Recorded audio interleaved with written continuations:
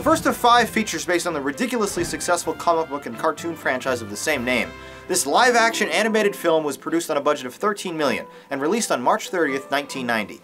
As weird as it all is, the well-paced movie managed to gross over $200 million, making it the second highest grossing independent film of all time. The 93-minute story focuses on the titular crime fighters, a quartet of mutated humanoid turtles named after classic Renaissance artists who clash with a gang of nefarious ninjas, all while being mentored by a giant talking rat. Relegating the bizarre and unbelievable origin story for the occasional flashback whenever properly introduced to the heroes in a half-shell in any adequate capacity. The cartoon show I grew up watching as a kid and absolutely adored smartly includes quick lines of exposition in its theme song, giving each turtle their own personality.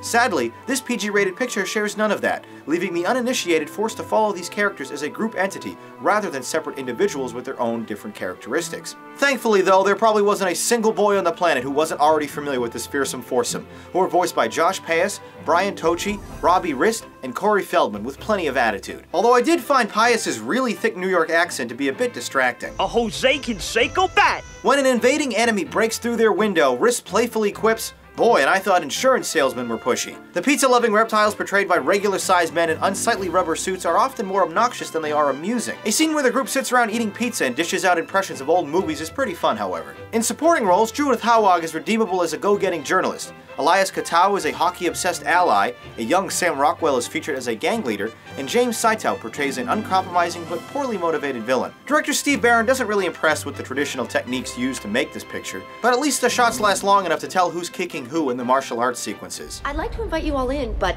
I really don't have anything to offer you guys except for, frozen pizza. Let's go for it! You said the magic word. You guys eat pizza? Doesn't everybody? Yeah, well, alright, Hey, did she say pizza? So you live in an antique store? Yep, pizza. above, actually. What do you guys like on your pizza? Oh, just the regular stuff. Flies, stink bugs. It was a joke. The score from John Du Prez is a subtle and somber effort, occasionally stepping aside from more boisterous hip-hop inspired tunes. Besides the aforementioned costumes, the set design and visuals here actually work rather well, most of the action taking place in New York's dark underworld. Although the sequels would go in a much lighter direction, this initial entry is a reasonably faithful adaptation of the source material, and a pretty good time for fans of the series. For everyone else, it's honestly nothing special, and something only worth rewatching for nostalgia's sake. Teenage Mutant Ninja Turtles may be a curious experience, but it's still pretty amusing.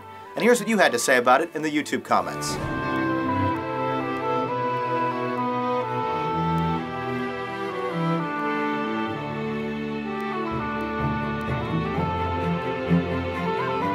Praising its nostalgic fan service quality, you thought this is a cool film. Had you asked me my thoughts on this movie 20 years ago, I would have told you a different story. But today, it honestly doesn't hold up as well. I thought it was far too serious for the concept, and only an all-right picture.